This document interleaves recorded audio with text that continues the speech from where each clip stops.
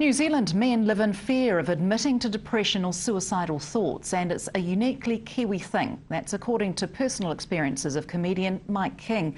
In Bluff for the 2013 National Maori Suicide Prevention Hui at Te Ora Marae today, Mr King says communicating feelings and encouraging children to admit they have problems are ways to improve suicide prevention.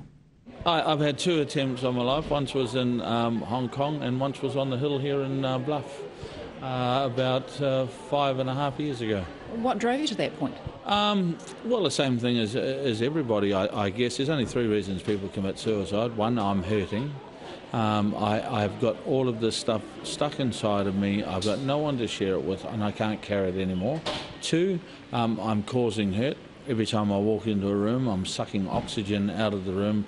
People who love me, I've become a burden to them, so the world's better off without me. Or three, I want to cause pain. You hurt me, so I'm going to hurt you. And I guess I was a combination of one and two. Is there something that goes with saving face within the Māori culture? I don't think it's a Māori problem. I think it's a New Zealand male problem. You know, 547 deaths last year.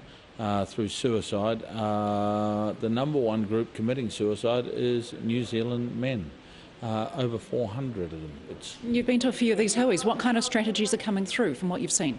These huis here, look, what I know in suicide prevention, there are some beautiful people doing absolutely amazing things, but we are being stifled endlessly by well-meaning service providers who are giving the wrong messages out. You know, that they are just totally stuck in process. Someone comes up with a great idea, instead of enacting on that idea and putting people first, they're putting the process first. They're having these things micro-analysed over months and months and months. So something that started out as a single paragraph is now 30,000 words, and it's unyielding and it won't work. And what they don't realise is that the landscape is changing every 2 seconds, like a new drug coming on the market.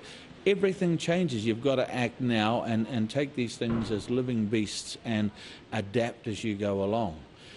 So how do you create, or how do you teach people to overcome their depression or whatever their angst may be without using drugs? You've got to teach people to talk, to communicate. Yeah.